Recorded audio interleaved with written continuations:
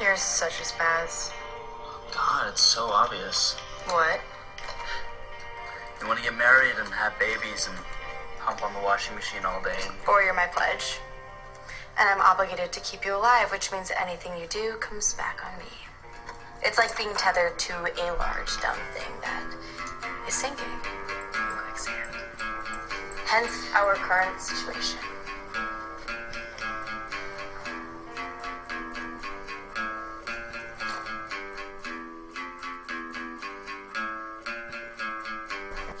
What's up, y'all? This is a Deadly Class Act. This is a Carefree Black Nerd review over Rick Remender, Wes Craig, SyFy, and now Image Comics and now SyFy's hit television show Deadly Class. Good ass show, man. I've been enjoying it. Make sure when you're listening to this episode of a Deadly Class Act, use that hashtag ADCAPod. Let me know you're listening. Let me know you're out there. And also when you're watching Deadly Class on Hulu, on SyFy, on Bootleg, or whatever, make sure you use that hashtag as well. Make this a conversation. So, you all know me, your host, Rhayne Coleman. But today I have a very special guest with me. Gonna tear this show apart and get some hot takes. What's up, man? What's going on with you? Yo, I am B Jinx, host of the Me, My Thoughts and Eyes podcast. That's I spelled EYES. Follow me on Twitter at Thoughts and Eyes. Once again, EYES. And happy to be here, man. Appreciate you inviting me. Man, no, thank you for coming on, man. It's been damn near a year since we didn't seen each other. Like, so cool. We coming up on that a couple months. Either way, yeah. So thanks. Yeah, what Comic-Con, yeah, y'all, yeah, that was a whole thing. But we live and we in here. The links for your show will be in the show notes as usual. So listeners, make sure to click that expand button, hit them links, and follow this man's dope ass podcast because this is truly some black boy joy, some fucking magic. Appreciate it. No doubt. Okay. Deadly Class, Season 1, Episode 4, Mirror People. Before getting into the episode itself, how familiar are you with Deadly Class, with this Image comic? So I didn't even know it was a comic till starting the show, so I'm going straight from the show. Okay. And now it's making me want to go back and check out the comic, though, for real, though, because I'm liking it. Yo. Yeah. That's when the show heavy. Man, listen, I'm same here. I'm so into, and then it's so weird. Like I got nostalgia for it. I wasn't no kid back in the '80s. I was a little ass kid. Nigga. I was like a fucking baby, but I got them nostalgic feels watching this. I'm really enjoying it. Okay, so you said you're new to it, so that's good because I know the listeners are probably tired of hearing me talk about in the comic it's like this, in the comic it's like that. So we comic style, right.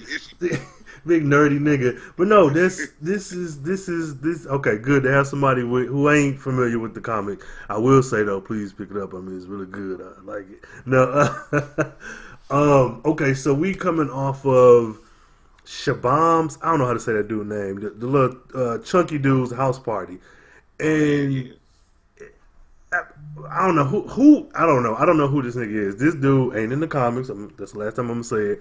Okay. Who's in his house doing that whole fucking business. Yeah. Okay, so that's another thing I really like about this show is that could have easily been dropped. Like, it could have been, we just had the party, fucked up the house, and that was it. But this is carrying over, and I don't know, man. I'm just a fan of the show. But that being said, what's your take on this character, this house party, having seen the whole series so far, getting into this shit that's not in the school walls? You know what I'm saying? If that makes sense. Hold up, my bad, man. It froze on me and disconnected. I miss all that. All right, bet. No, so what I'm saying is, with the opening of this show, does this feel like it's the same show? Like, do it feel like it's consistent with the first 3 episodes? Is this something that took you out of it, or? I thought it was I feel like it's kind of consistent because this show, it can get dark, but it's also it can get real dark, right? Yeah. Yes. But it also has sort of like this little zany feel to it too at times, and I think actually because with this episode, the way it went, at least where it kind of started out as far as like with the Breakfast Club parody, I feel like that intro sort of set up for that we were going into something a little different. So it was kind of like a little palate cleanser. Like, it's gonna be a little different. Yeah. Right to it though. Okay, and it's interesting you say that because a lot of times I watch these shows and I enjoy them, but I also think about bingeability, I guess. So that does make a lot of sense. If we come off the last episode, get this little 2-minute scene, this little fun shit, then get right into the dark Breakfast Club of it all. Yeah, that was cool. A big critique that I have of this show is the absence of black women. I am going to say it till I'm blue in the face. Does that detract you from enjoying the show? Is that something that, or is it? I guess am I harping on like a lunatic? No, I mean that's valid, right? We want to make sure black women are represented, always stand for that, and I just want to make sure if they're in this show, they're represented well, right? And I don't want to see no black woman get in a role and just get slaughtered. You know what I'm saying? Like I want the way this show is going. I'm like, hold on now, let me see what space there are for characters. Yes. Because I don't need her getting toe up or nothing like that. Right. But always though, I think you need great representation all around. And I'm curious, I know you won't go too much on the comic books, but are there any characters in the comic? Yeah, there's a black chick who comes a few trades in, and she cool. I kind of stopped around that time because I was like, you know what, I like this comic, but it ain't hitting all the notes for me. But yeah, it's some color coming down the line. So. Okay. I mean, I saw one this episode. I mean, she ain't had no speaking. Right, and that's the thing, man. I don't care how much I enjoy this show. I'm gonna tear this motherfucker apart like I do Riverdale every episode and how I do every other piece of media. Like, where are the black women? But I digress. Going into this, we pretty much hit King's Dominion. This is. I guess after school, it got to be like a Friday because these monks come and pick Saya, Marcus, Petra, Victor, Chico. What's the other dude? Is his name Jeremy? I don't think it was Jaden. I think something like that. Whoever, they take all these motherfuckers and put them in detention. Now, again, the critiques I've heard from this show is that people don't like the dialogue. It's juvenile and stereotypical and this and that. But for me, I think that leans a lot into the 80s. Like the 80s and early 90s was a time when you could have problematic media and it's just okay. This seems to capture that time very well, but I don't know. I guess I'm asking, do you think that this is too campy or if it's too... Like, what did your takes on the show as a whole? Like, is it outside of the stylized cinematography and shit?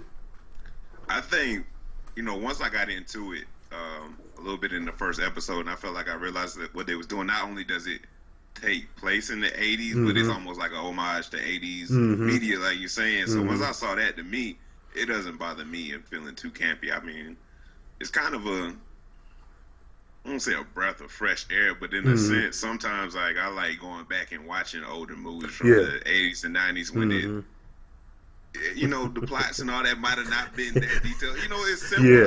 And just a lot of difficult content on a regular basis. Man. So it's like sometimes I need something that ain't as heavy or as intricate. Yeah, I don't know. I feel like everybody. This is art, so it's room to be critiqued.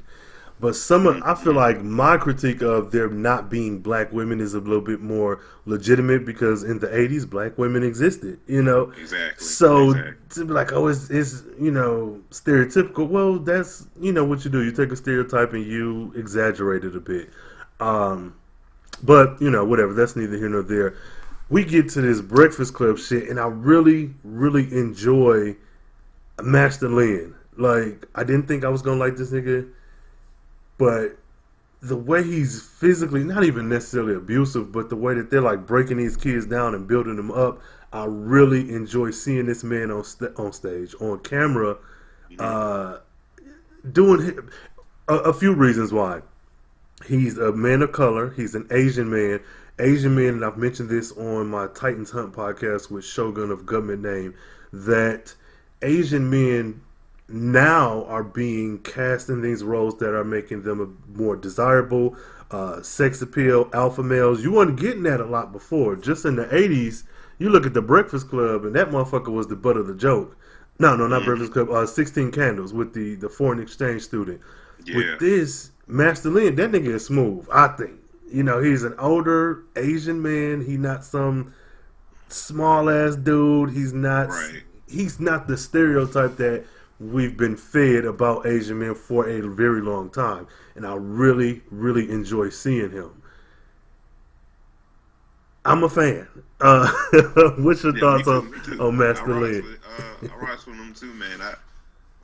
I think, and I feel like, you know, they're getting a little bit more into the complexities of his character. So, especially with this episode, man, and yeah, like it's getting deep. And with I forget what's the professor that quit, that he let go. I forget his name. Dinky. I can't pronounce. It's Denke or something. Yeah. Whew. So I think that's bringing us. Obviously, that's, you know, causing him some internal turmoil, and so I'm just curious to see where this goes. Yeah.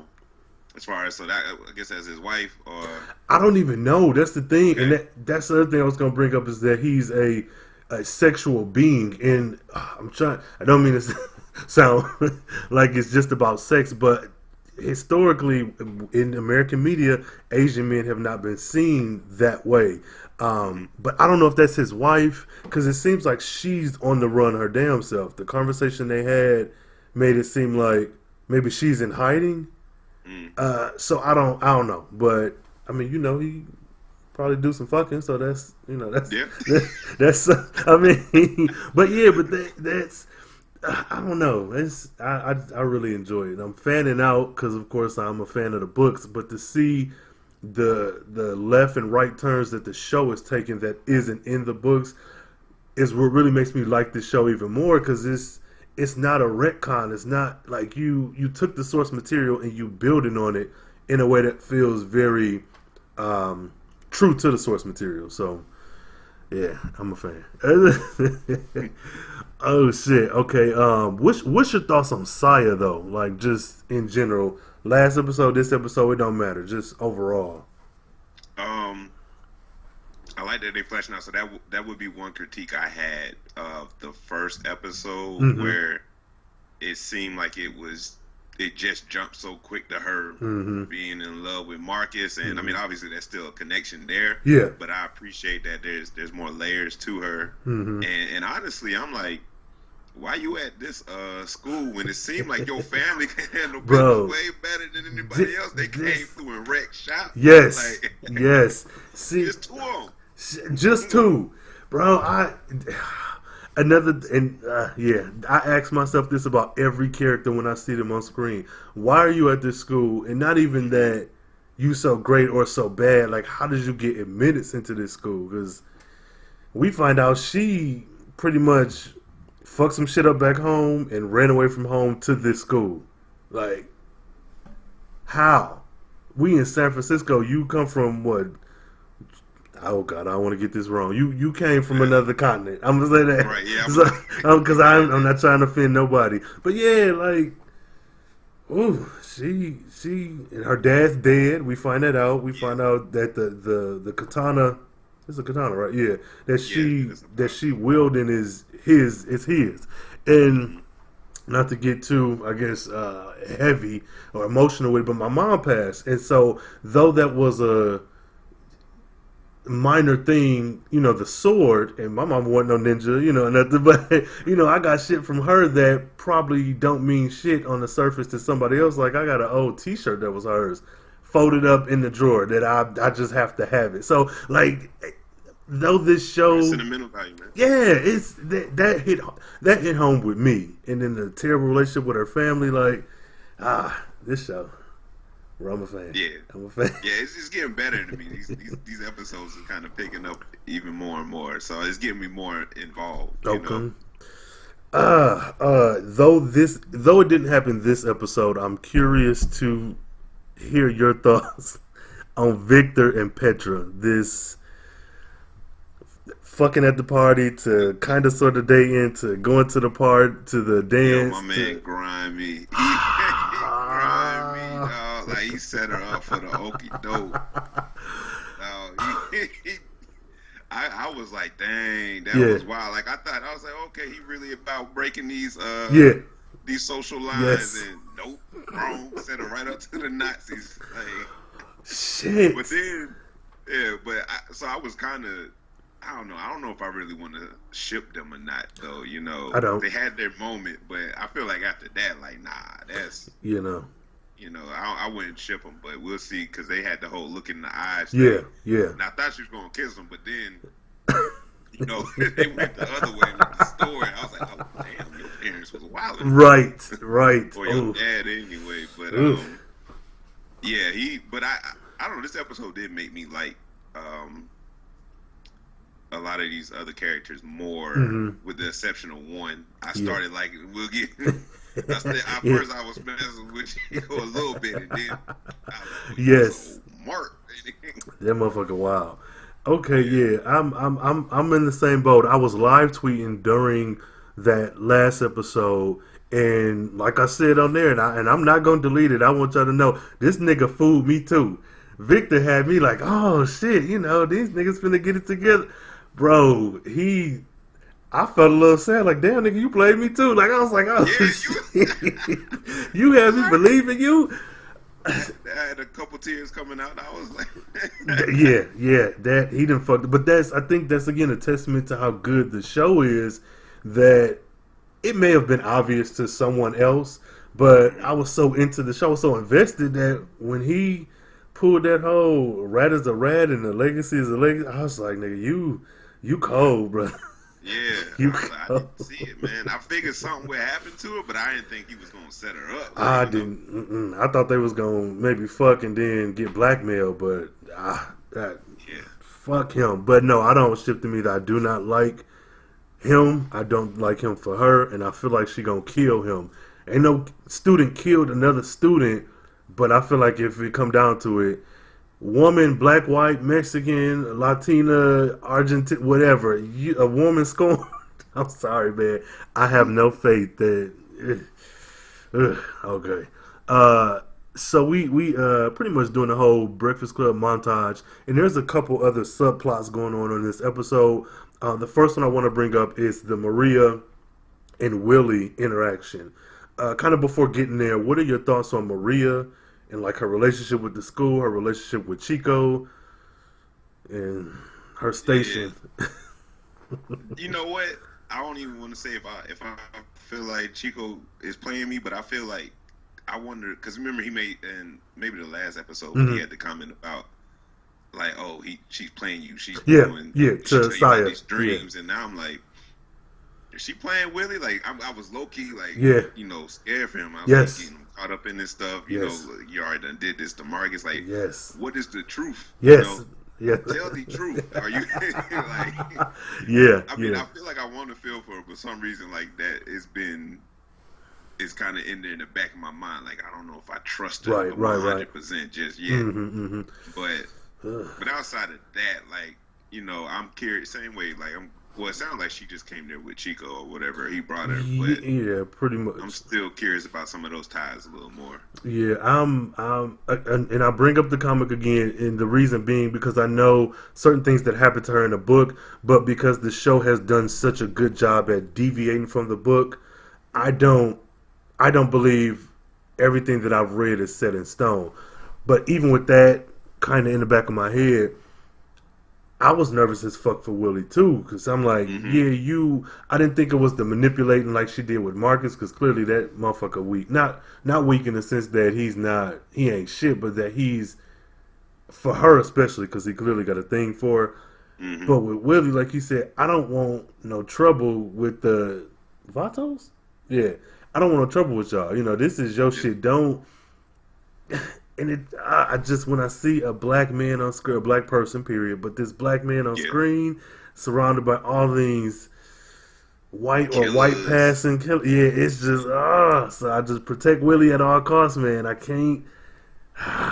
Right. And for that matter, even going back to the black woman, you know, representation, like it ain't really nobody but Willie right now. Like, we know he has the crew and there's the other black people there, but we ain't dove into them as much as I feel like, you know, everyone else. And I'm afraid that we might not. But I'm trying to reconcile it with saying, okay, Saya, we know her, but we don't know her crew. Brandy, we kind of know her, but we don't know all of the Dixie crew. We know Victor, but we don't know. So I'm trying to reconcile it that way, but the optics are just off to me. Like, there are these non-melanated persons who getting all this screen time, and we get a crew and a half every so often. So I'm trying to take my Black Power fist down a notch when I watch it to kind of give them the benefit of the doubt. But I don't know, man. I'm scared. I'm scared for him. Yeah, I'm shook though. But I even like outside of trying to, you know, the black bias, I feel like Willie is at least the most or one of the most interesting characters. Though the fact that, you know, he is a pacifist and you find yourself in assassination school. So it's like, where do you go from here? Yeah. Like, how far can you bluff? Yeah, that. And I brought this up before. I don't even remember where. It may have been on Twitter. But I'm piggybacking off of what you said. Just the idea or the reality that this black man is already assassin school aside would have to maneuver in this world on eggshells versus how other people would. You know, even with the gang shit aside, if you go into the corporate world, there's a certain way that you may have to present yourself. And this is the 80s. You know, you're in California. And then adding all that other shit on top of it, you have this mask that you have to wear being a pacifist, but also coming from this street life where it ain't just, you know, I'm talking this shit. Though I'm a pacifist and I'm bullshitting, I have source material from my very own household that I'm using to convince y'all with my book. It's just, it's a lot of layers. It's, man. Whew. God damn it, Willie. Protect Willie at all costs. For real. Man. He all we got. Right. Yes, literally. He is all we got. God damn it. And going back to like everyone being admitted into this school, again, I'm always interested to see, or I'm interested to find out how these kids got to the school. Now, Marcus, I see that. And with the other rats, I assume, you know, it's the same. I know Willie said his mom sent him to the school, but I'm thinking like, is this a secret or is it not? Like, how did your mama know to send you here?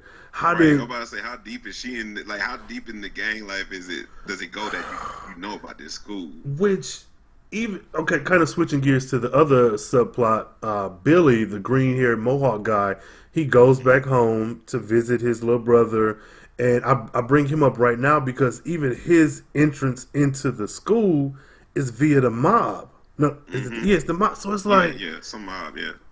How are we? And then with the conversation he had with his dad, he was like, "Yeah, you something at that private school." I'm like, does he think that's just a private school, or does he? So I'm a little confused.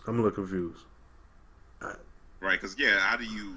I mean, it makes me want to say he knows because he's like basically sold his son off to the mob to train. But then again, maybe he really don't know exactly what they sending him to school for. Maybe he think they trying to get him to run numbers or something for him. Well, I don't know. I mean, listeners, if you out there, you got a little bit more insight, use that hashtag ADCAPod. Because honestly, even though I've read the books, I don't.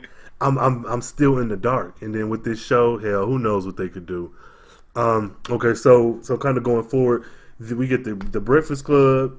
We get Master Lin locking him up for detention for 2 days, which is that seems extreme as fuck. But I mean, murder school, I guess it's not. But no food, no nothing, bro. What did these motherfuckers do? Did they say that and I just miss it? But like, he was saying because they got caught. Oh yeah. Because of the whole blow dart thing. He's like, because you broke the cardinal rule and you got caught. So that's why I'm disappointed in you. Okay, yeah, that's exactly right. I do remember that. I really liked all the interactions here. Chico, and I'm sure the actor, his name is Michael. I think he's probably older than most of them, but this nigga seems old as shit. Like, I don't know. I'm like, I can accept everybody else is maybe 15, 16. This motherfucker is like 25. He out there. He on the ladder in them 20s though. This nigga got 401k. 2 kids, a wife at home. But I'm willing to accept it more with this show because I'm thinking like, okay, murder school, murder high school. Maybe you send your kid at 21. Like I'm okay. I'm not, but I'm. Okay, that's the thing. Is it straight to high school? Is there an age gap? Actually, I don't know the rules. Well, I know in the comics, they're technically freshmen, Marcus and them, because they're the class of 91. And this happened, I think, in 87 is when the show starts. And in the comics, I think Chico is drawn and written a bit younger than he appears here. So maybe this guy just happened to get the part and just be older. But I believe that they're like freshman or sophomore in this murder high school. But then, not that I can recall, I don't think they ever said freshman or sophomore, because on the trades, on the books, they always say the year, 1987, 1988. They never, if I can recall correctly, say what level of high school they're in. Okay. Yeah, so, but I really like Marcus. I like to. What's your thoughts on this little Latin boy, Marcus, the newbie, the newest rat? What's your take on him? Wait, Marcus. Wait, I thought that was the main character. Yeah, that's him. That's okay. the guy who was homeless. Oh my bad. Yeah, that's right. The newest. He is the newest on there. I rocks with him too, man. He's scrappy, he's resourceful. He seems like he has some sense of purpose outside of, some, I guess, I want to say social justice, but, some sense of like trying to do better. Yeah. And recognizing that the system is built unfair and all that. So I rock with that always. Any character that kind of has that to them, that's a big draw to me. Yeah, I like him for pretty much all the same reasons. More specifically, is him being able to do shit that they can't do.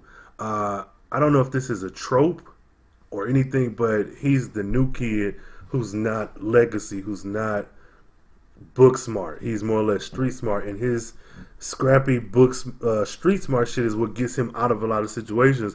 When Chico fed everybody them rats, he ate rats, for dinner because he was homeless, so that shit didn't bother him, and you picking locks, and I just like that he's the wild card in this mix, and no matter how much motherfuckers hate him, a lot of these niggas will be dead without him, just from episode 2, I think. So right, with the antidote, with the poison, gas or whatever, So he lived that street life for real. He's other folks, you might be coming from a line of killers, but you're still bougie. Yes, as hell. And it's so funny. This reminds me of like A Different World or any other like college age show. I mean, I could be reaching, but I'm just like all this shit. What's homegirl in A Different World who was older than everybody? And Denise was like, "Oh, you 26 and you a freshman in college with us and whatever." But that's just what it reminds me of. This outsider in this space where everybody is the same, who's still killing it. So I'm a fan. A whole different perspective than everyone else, and it's paying off so far. Man, I don't know why they doubting this motherfucker. I guess let me get to Billy's storyline. So essentially, what happens is Billy goes home to see his little brother. His mama is talking shit to him. She made some eggs with curdled milk, which wasn't milk. I didn't know what that was supposed to be. I was like, was that mac and cheese? What was that? No, it was eggs, but like you said, it looked so. First of all, this nigga spitting back into the food, that pissed me the fuck off, because I was like, niggas, dad, your little brother might like this shit, but whatever. So his dad walks in, and he talking shit about, yeah, you at that private school, and this food ain't good enough for him. So I didn't catch it until the second watch, but the dad is a gambler, or I got that he owed somebody money, but I think the way that, maybe I was just too into the scene, but pretty much we find out he gambled away the money, so they can't even afford groceries. And the dad whoops Billy's ass. And that fucked me up.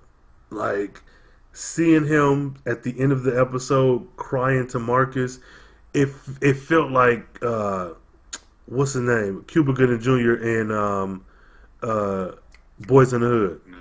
When he was talking to Nia Long, I was like, oh shit, this nigga done been through stuff. You know what got me about that scene too was Marcus was shedding the tears too, bro. I was like, dang, that was a good scene. I mean, it was heavy, but like the fact that he's like, okay, I'm here, I'm sharing this pain. Like I feel you, bro. I feel you so much. Like I'm shedding tears for you. Like I was like, man, that was kind of powerful to me. Like, cause it was deep. He did a number on him, bro. Like, and this is like a pale white kid with like a green mohawk, so a lot of his head is exposed. Like and I bring up his complexion because the makeup. Kudos to the makeup team, because the way they put these bruises on this man, bro, I felt that. I felt every. I'm like, oh shit, nigga. Yeah, they was showing too. I was like, damn. Like, yeah.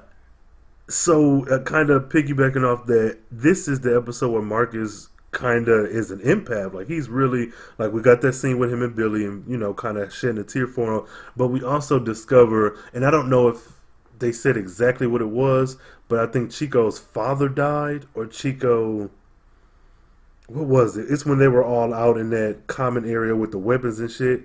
And Chico his little brother. Okay. It was somebody. And Marcus was like, oh, I didn't know. I had no idea. He was like, nigga, how the fuck would you know? Like, we don't talk. We ain't cool. But, again. But also, I was like, I mean, you kind of ain't cool with him because you be trying to kill him. Like that's the other thing. No sex, no drugs, no killing. But these motherfuckers be borderline doing all three. So how do you reconcile that? Whatever. They leave all the time too, and I remember y'all saying on the last episode, like, yes, what are the rules? What, like, nigga, they are out of the school all the fucking time, and that's what I'm saying. Like, when Homeboy's parents came, the little chunky dude, Shaba, yeah, when his parents came home, one thing I say that fucked me up is I thought he was white. He's not. He's like Middle Eastern. Like that little, his parent, unless he's adopted, which I doubt, his parents look Middle Eastern. They were visibly brown people, so that fucked me up. But also because he was able to have that party, and because that they are these wealthy Middle Eastern people, do they know this is a murder school? Like what? So you just, bro, it's. I just thought about it. I wasn't even paying attention. You're right. He's not white. Yeah, and I thought he was white. So, you know, but even that made me see, and I don't know if this is what this is gonna sound like, but when Brandy said that shit to him in the house party episode about it would take $20,000 for her to sleep with him, I was like, oh, okay, whatever. But then to find out this nigga is a little brown boy and he's just getting his ass beat, I'm like, man.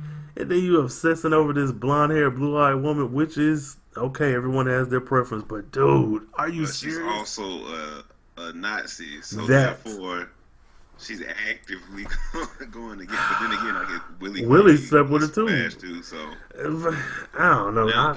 This is some shit, and I really don't like that character. And I've said it before, and it's not. It is the Nazi stuff, but even that aside, she's boring to me. Ain't nothing to her. I'm like, that's okay. Being racist, cool. Not cool, but for the show, cool, whatever. But for me, Chico was more interesting as an angry character. He's not racist, I don't feel. I think more or less him is just his pride and being dominant. Whereas Brandy, it just seems that racism is her only character trait. Like, yeah, that's it. She's just lazy. and maybe like she's just there or their crew to personify how lost, I guess, this program has got. That it started out that you're supposed to be training people to liberate, in a sense, through deadly means, and now you have essentially oppressors in here training too. So it's like, what's this school doing? Like, where are your goals? That I would like a flashback episode or something, because that's I'm not. She's boring. I think it's lazy. It's lazy, right? But I would much rather, and I don't know what this is gonna sound like, listeners. Check me if you got to. But I would much rather see this lazy ass racist Brandy than for you to bring on a black woman and then write her poorly. I would, so I don't, my thoughts and views are my own. Not, but I'm just saying, because we were saying it earlier. It's like, it's more than just seeing us there. We want to see us written well and taken care of well. So I wouldn't want to see a black woman in a flat position like her. And I feel like okay. A little rant. What makes me more frustrated is that even if you were not privy to black women back then, and when I say you, I mean Rick Remender, the creator of this book, you still were a kid in the 80s. I didn't grow up shoulder to shoulder with white folks, with Asian folks, with Panamanian people. I know a few. I think I could do a good enough job at writing them into a story. Like, if you're going to make this school with all these killers from these different sets of gangs, there aren't any black women in the FWO gang. There aren't any black women in South Central, in San Francisco. There's no black women in California who you, Rick Remender, have maybe talked to when you was a kid, seen on TV. Hell, there were black celebrities that were women. Like, there was a Diana Ross. Hip hop, you can, because FWO is clearly based off NWO, so you could. There are so many women you could have pulled from, but again, I'm. Tell them why you mad, bro. I'm trying to rein it in, but it's not that fucking hard. And then even if you did not use a black woman who already exists as a template, if you just wrote a regular character, then write just a regular girl and just make her black. just write a regular girl. Like, I mean, put some nuance in there, but like Petra could have been, well, I don't think she could have. Let me make sure I'm saying this right. Petra's character, had she been a black girl, I think would have still been an interesting character. There are black golf girls.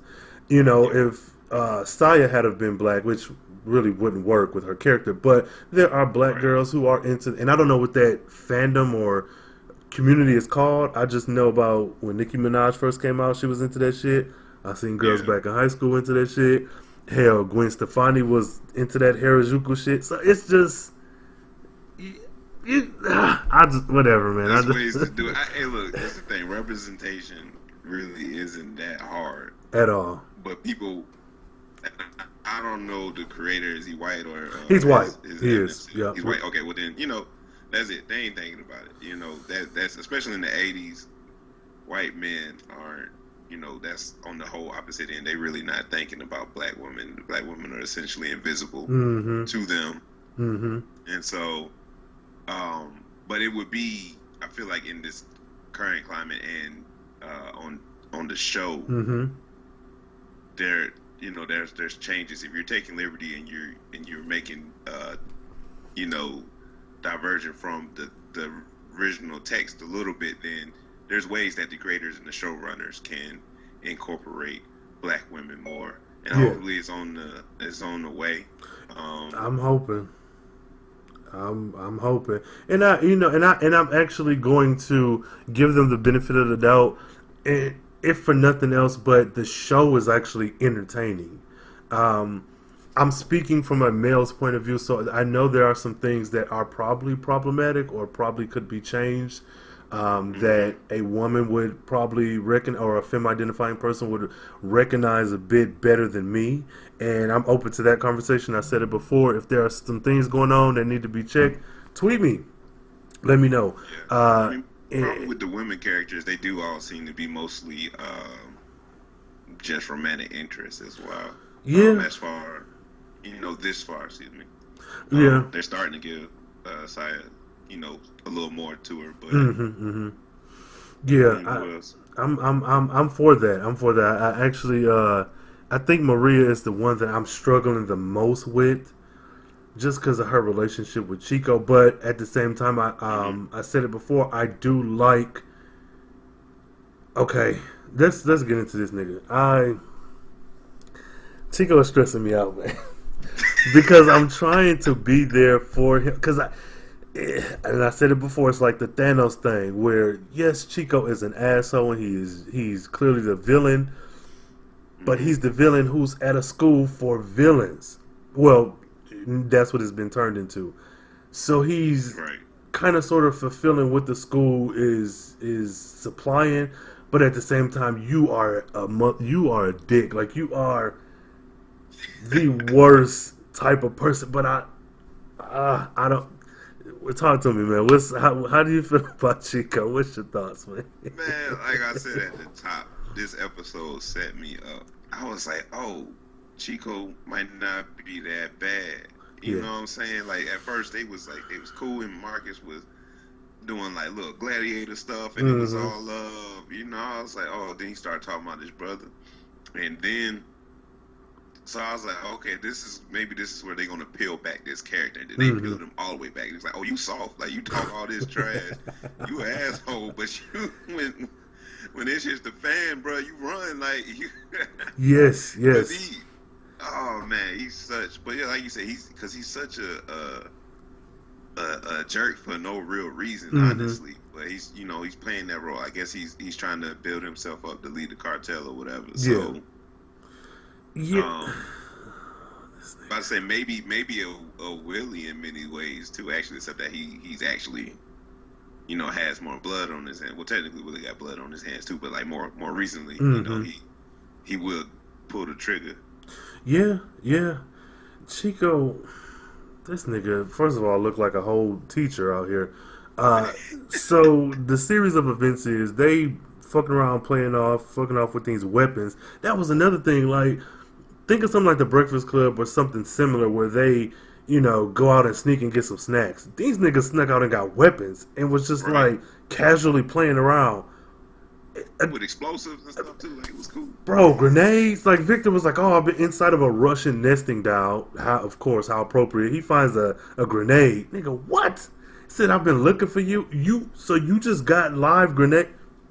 Just chilling? Listen. So what I like is scenes like that where in a regular show would be let's go get snacks, let's go get our electronics. This is let's go get our weapons. That sets up a series of events where the kids are being kids, but with weapons. And Jeremy, what's his name?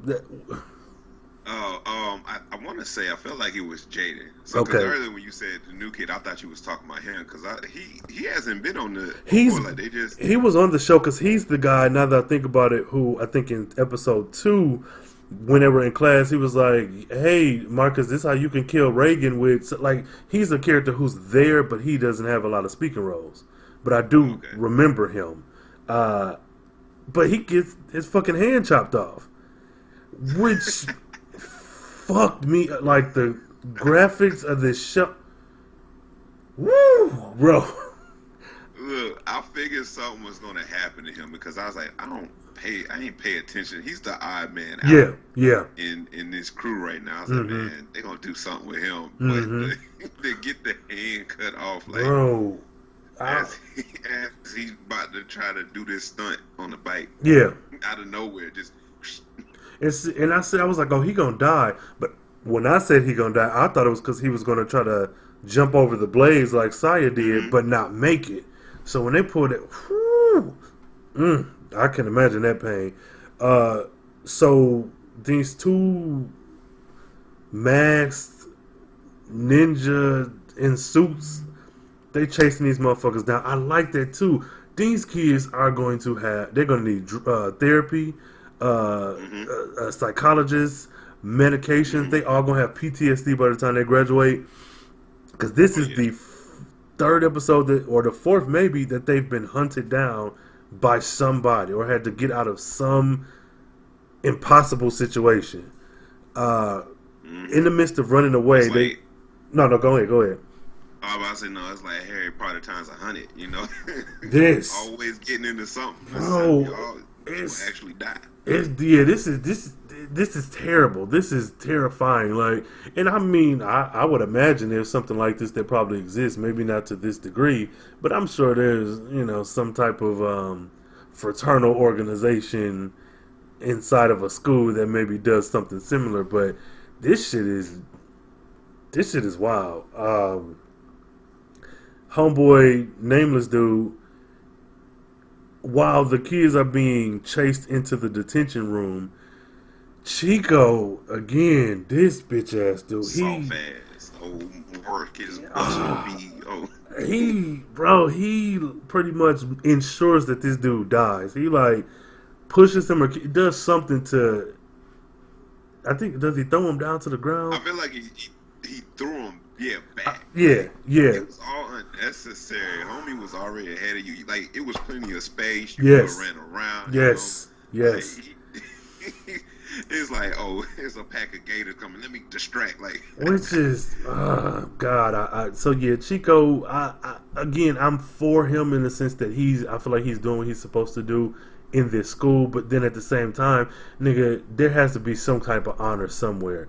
You can't come out the gate killing it. Like, you have to be. I feel like Maria, if she is lying to Saya, is doing a better job at playing the long game than Chico is, period.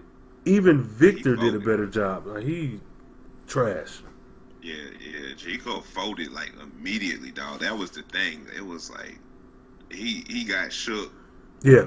Literally threw homie under the bus. Yes. Bus of knives. Yes. And then left everybody on stuck. Like, didn't say a word or nothing. Like, Which is, I hate this dude, and I get that y'all ain't cool, but in times of trauma, you really think it's better for you to go off on your own? Like, it's safety in numbers, and we all been trained at this school. We can figure something out. You really gonna leave us?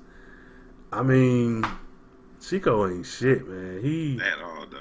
Because even if you gonna leave, you could have let us, hey, niggas, this is a vent big enough for all of us to get out. Like, and then when they got to the other side, he doggone locked them out. Like, he could have let them come through. Like, he just like, sorry. Like, I was like, bro. Then he turned back to the asshole. I was like, come on, bro. I can't do it. I can't. I want to be a fan of his, but I can't. I just can't. That nigga is trash. Yeah, I don't know how they gonna bring him back for me now.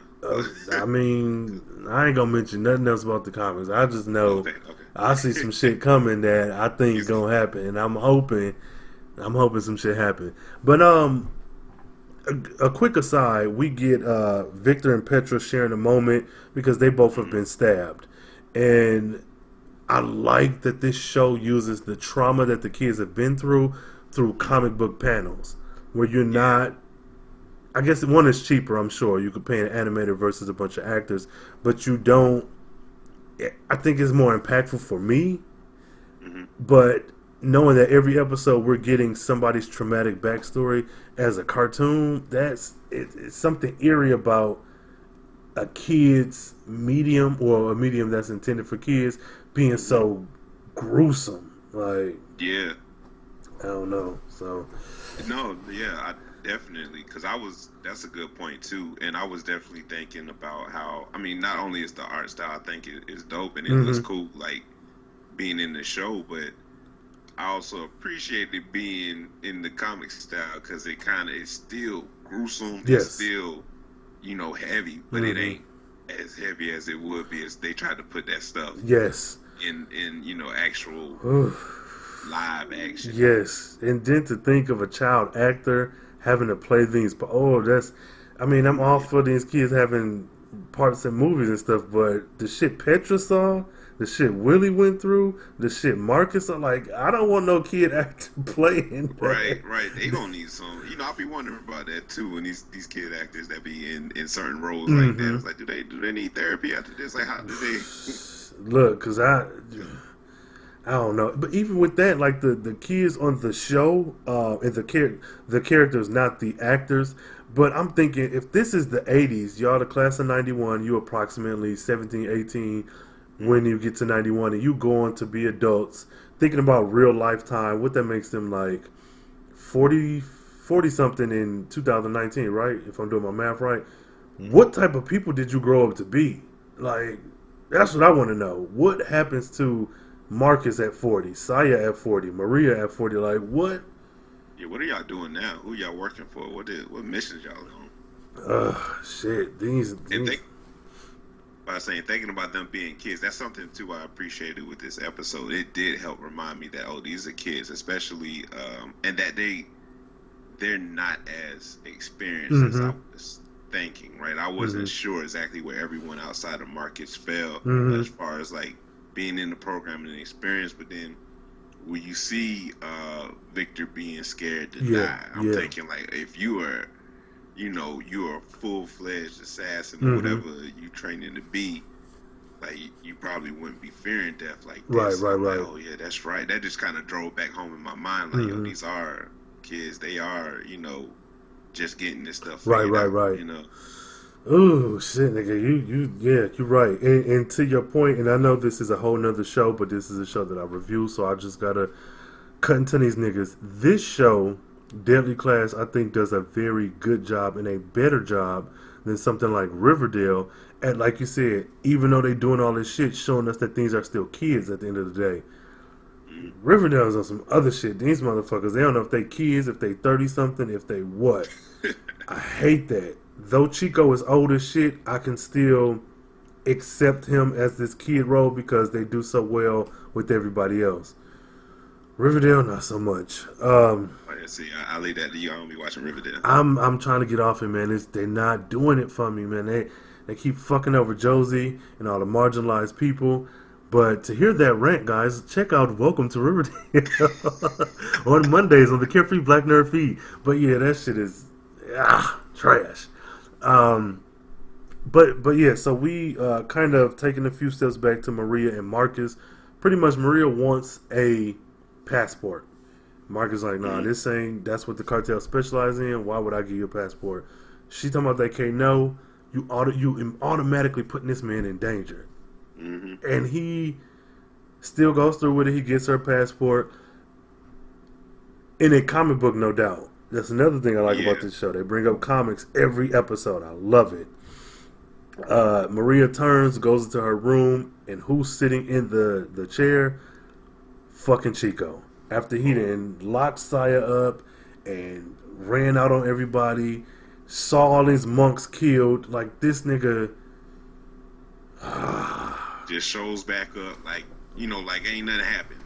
Like, it's all cool, all good in the hood. Like, he ain't just sold everybody out. You know what I'm saying? Just showed up like he the man. Like, I hate him. I hate that nigga. I do. I can't, cause you. And the significance of this scene is that Maria is not expecting him, and she's thrown off. And I'm more afraid for her now because before we didn't know if Chico knew about Marcus. We find out on their date that he does know.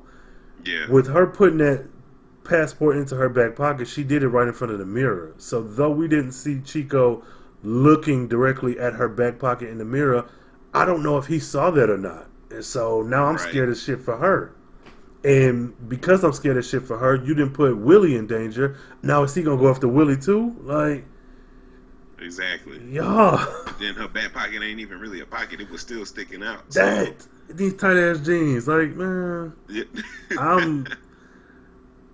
I'm scared, man. I'm scared for Willie. I'm scared. Yeah, because I'm thinking like, maybe it'd be cool, but clearly Willie was a little shook about. Yes. Them finding out. So I don't know. Like, bro, I don't need them coming from a boy like that. He all we got, protected at all costs. See, and they're gonna force him to kill. I have a prediction that they're gonna force. And this ain't based off nothing in the comics, but I feel like they're gonna force him. This show is gonna force him to actually kill somebody. I'm not ready. Yeah, I can see that too, because he did, especially like either out of Maria or standing up for Marcus too. So they're probably gonna be with Chico, one of them boys. Man, say, the quick aside, I do like him and Marcus. I like their friendship. I like that Marcus kind of stood up to him, and I like that Willie isn't this extremely macho, toxic dude. Like, he recognizes that, yeah, we can't be friends for real, but maybe we can. Like, I didn't expect that conversation with Marcus to end with them being friends. But, he stood up for him at the dance and all that, so kudos to him. But I like how layered Willie is. I want more. I want more. Me too, man. That's why I'm hoping they let him get cooler. That way you can kind of bring us more into Willie's world a little bit more. And the rest of his people. Yeah, that's it. Because I know I'm kind of looking at the episode now, and I'm seeing when they wheeled out Petra and Victor, there's a few black girls. There's like at least 3 I'm looking at. Where they from? What's their story? I don't need a full backstory, but I need something. Keisha from Compton, her dad was in NWO, and he wanted to be safe. Like, I need something. I need something to hold on to. Exactly. We need for real, because these motherfuckers ain't whatever. So I guess the big fight. Let's not ignore that. Saya and Master Lynn end up fighting the 2 cousins that came to pick her up. What's your thoughts on that scene, that fight scene as a whole? Like, yo, I was geeked. Yes. When Master Lynn was walking in, dog, I was like, oh, it's about to be an ass whooping. Let's get it. Yes. And I thought the scene was dope. And, they showed off. I don't know if, Master Lynn would have fared well if it was just him. I was trying to, gather that. But, yeah. But, Marcus definitely, he played his role, too. He's like, look, I can't go head up with nobody, but, I can do a little sneak attack here and there. Yes. He did his thing. With that frying pan. He had heart. Yeah. He makes me like him even more every episode. Like, I like him by default because he's the main character, but there are shows like Riverdale where the main characters, I hate them niggas because they're horrible. He and his crew, actually everybody got a little something that makes them a bit more endearing, but seeing this motherfucker jump over that countertop with like a frying pan in his hand, you fighting trained assassins, and you got on top of that, who already took out, I'm assuming, some of the best trained assassins for the school. Yeah, like, you know what I'm saying? Yeah, it's just thinking of that, man. This show is really good. The stakes are high, like all the goddamn time. Like I'm nigga. Oh, my feelings is hurt, man. But yeah, I like seeing him into action. I really like that he came from being a homeless dude, a homeless orphan who was being abused at the boys' home, to this. And this ain't necessarily a Beverly Hills, but you're gaining your own family, man. This is a good show. Like you say, come up, you gaining family and friends, and got a place to sleep and eat too. Man, my man is on the come up. Man. So pretty much we end this episode with Shaba's family, his mom and dad coming home, and seeing this like burnt. Okay, well, before I get there, the guy that's hunting Marcus with the burnt face. What do you, as someone who's only watched the TV show, what do you get from him? Like, what's your take on him? Who slept with who was fucking the animals? No, I'm about to say they introduced that man on, bruh. That man crazy. He's scary. Yeah. That's actually a very terrifying character to me, because it's like, I don't know what he gonna do to whoever, and he just don't care. He don't give no F's, bro. He don't care. Yeah, he's hunting for Marcus, and I didn't know how. Go ahead. No, I'm about to say, because is he hunting? He's the one that actually burned down the home, right? That's the impression that I'm under, is that it was him and not Marcus. Okay. So, because Saya said to Master Lynn at the end of, I think, episode 2, yeah, Marcus didn't. He's not who you think he is. He didn't burn down the boys' home. So I think that guy did. But we'll see for sure, I guess, in the next few episodes. But him hunting down Marcus the way he, first of all, introducing him like fucking a cow or a goat or something. Yeah, the goat, bro. Though I still hear them goat screams in my dreams, bro. It was horrible. He ain't nothing. Just that alone. Fuck the face and the just that. His obsession with bro. But seeing him go after Marcus in this way, and I like that he's a good, I don't say detective, but tracker. Like, I don't know if I have the words for what I'm trying to say, but the way he's hunting down Marcus feels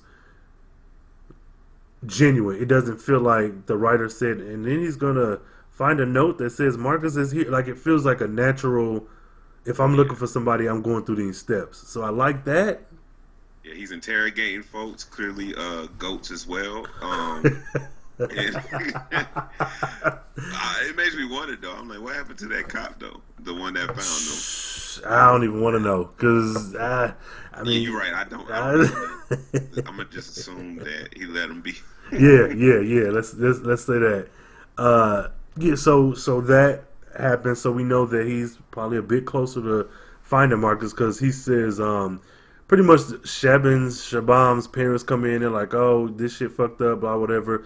Where's Shabam? Is he at the school? Homeboy who sleep with animals was like, yeah, what school? Wow. Yeah, like he paid rent there. Let's not ignore the fact that this dude has the original guy from the beginning butt naked with a collar and leash around his neck on his knees like this is an animal. So again, I don't want to know what happened to that cop. I don't want to know. I don't need, you're right. I don't need to know. For my own health. So, again, this, man, okay. But then we end the actual episode with Billy recounting his visit with his parents and his dad whooping his ass. And he says, Marcus is like, what can we do? He's like, well, we need to go to Vegas. Marcus is like, for like a road trip. He says, yeah, to kill my dad. So, I don't know. I'm curious. I wonder if he's gonna go through with it, or if Mark is gonna have to do it for him. And that's interesting. That is interesting, because it seems like Saya may be the only person who has. Well, no, I can't even say that, because she cried during the fight. She had to kill one of the guys. I'm assuming is her relative. Yeah, it was her cousin, because she talked about it. Like, okay. I think that was the main one she was training with. Okay, yeah. Sure. Yeah, she did say that. God damn, I'm old, man. But yeah, so it seemed like Marcus is the only one who got that thing in him where he can just kill. He can just, whoop some. Like, it's out of, I think, not out of killer instinct, but more or less out of survival. Like, I survival mode. Mm-hmm. I got to do what I have to do. And the fact that he told Willie, I'll do your work for you. I'll do your killings for you. It's also like, I know what I got to do to stay in this school, to stay safe. I'm going to just do the shit. So, right. And as long as there's some sort of, I guess, you say quote unquote righteousness behind it. Mm-hmm. So, Mm-hmm. 'cause I don't think he's down for just taking anyone. No. But yeah, he's down. Like, so I don't know if he will, try to, I don't know, because what's green hair kid name? Billy, right? Yeah, because he even seemed like he was trying to talk him out of it in the sense, mm-hmm. well, not talk him out of it, but like, oh, well, maybe you couldn't do it because you still really love your dad. Yeah. He was like, nah, nigga, we need to kill him. and even I like this show so much, because even within, if you think killing is wrong and Billy shouldn't do this, his reasons are, it's not even just that he whooped my ass and even my mama. I got my little brother there, and this little tiny human, I can't protect him. I'm sold off to this murder school by the mob. You can't. I like it, man. I really like this show. I like it too, man. This is a dope show, man. It's going places. Like I said, it's heavy mm-hmm. at times, but I make make good space for it. I'm like, yo, I gotta watch this though. Right. It has me. Like, I'm here. Okay, I'm here okay. For the rest of the season, the next season. You know how long these seasons gonna be? Well, this first one is 10 episodes. 10, okay. So I would assume they'll all be 10 going forward, but who knows? Maybe they're like, y'all did so well, I'll give you 13 this go round. So we'll see. I'm interested to see what happens because, again, I guess I'm gonna do this every episode, bring up the damn books. But with the stuff that happened in the books, there are certain events that I really want to see played out live action. If they don't do these, I won't be disappointed because they're doing a good job with changing the material. But like I said, staying true to what's in the books. My biggest thing is seeing that black women are integrated into this show in a way that makes sense and more than a damsel in distress or a stereotype. That's all I want. Do whatever you want. I just want that. I co-sign that with you. Good deal. You got any favorite, least favorites, like characters or anybody you hate? Well, you already know I'm hating Chico right now. Okay. for being soft. Mark is honestly my man who the burnt face guy had tied up. I was like, dang, man, I don't know what movies I've seen him from. I recognize him. I was like, oh man, I like that dude. Okay, yeah. So, but I fear for him. His R.I.P. He gone already. Listen. Yeah. So that the burnt face cat though, he's the least favorite. He's unsettling. Yes. For me. Yes, very. He gives me a '80s Freddy Krueger meets like a National Lampoon. So like he gives me like a horror mixed with some Revenge of the Nerds, some shit that's just like you said, unsettling. Fuck that dude. I'm ready for him to die or get arrested or something. Yeah. Mark is gonna have to handle him. Yeah, somebody gonna have to kill him. I can see that now. Like, and this ain't even speaking nothing about the books. Just in general, this man cannot live. Man. So yeah, pretty much the same here. Marcus is a go-to favorite.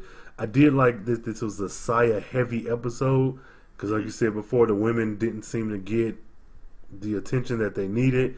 I'm hoping that we get more of these traumatic cartoon backstories for more people who maybe aren't the main. Because Petra is kind of a main character, but she's not one of the main students who brought Marcus to the school. So right. I don't know if she's like I don't know. But I'm glad we got her backstory. I don't need any more Brandy. I don't need to see her at all. And I'm just hoping for black women to be on this goddamn show pretty soon. I need to see that a black girl's getting a check from SyFy. But exactly. And Master Lin too, man. For sure. He OG.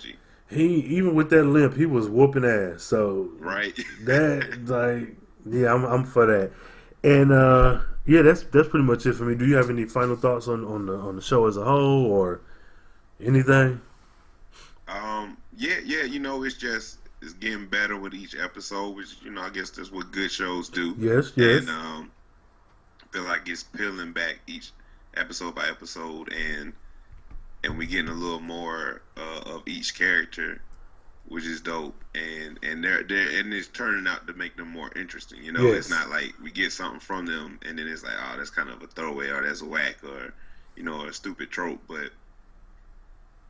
Yeah, overall, no. Man, I really like this show, man. It kind of took me by surprise seeing like whenever the pilot came on, I was like, "Oh, what's this? This is what happened to Wong when he left?" Right. This what he. Let me check out what the show is. So it's like I had no clue what it was about to be about, and I was like, "Oh snap! Okay." Man, I'm so like happy because listeners, some of y'all might know I love Generation X. That's the Marvel comic from the '90s.